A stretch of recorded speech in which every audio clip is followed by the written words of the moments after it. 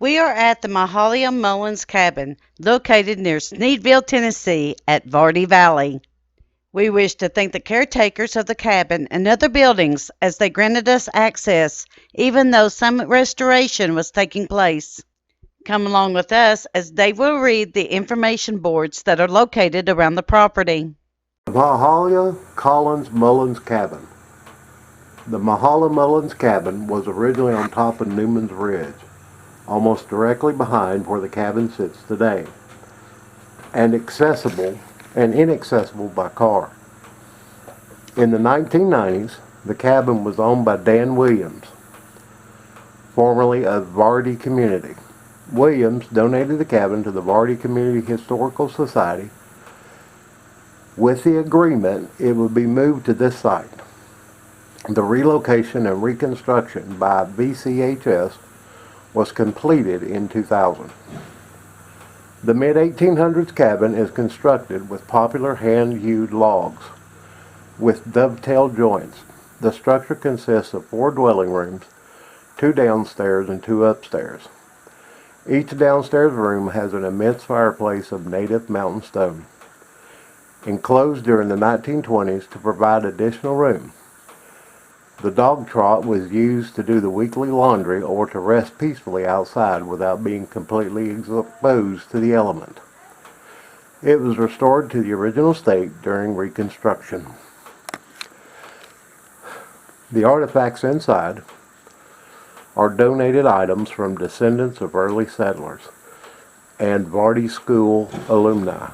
They include household furnishings, cooking utensils, and tools from the 1800s and early 1900s. During the mid-1800s, this house was the home of Mahala Mullins, an affluent Melungeon woman. She bore 20 living children with her husband, John.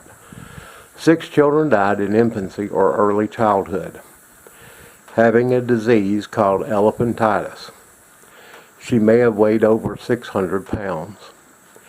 She earned a living making and selling moonshine. Legend has it that revenuers visited her often, destroying her stock of moonshine. However, due to her size, they could not get her out of the house. Hence the phrase, catchable but not fetchable, was coined. When she died, her bed was boarded up to make a casket.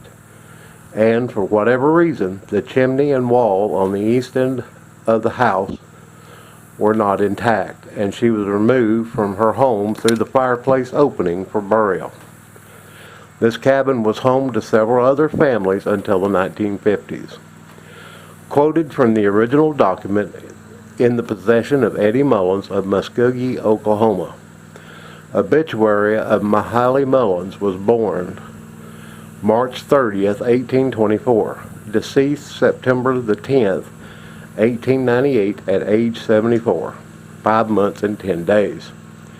She professed faith in Christ a while before her death and called for Johnny and Reuben to give her their hands that they would not meet her in heaven.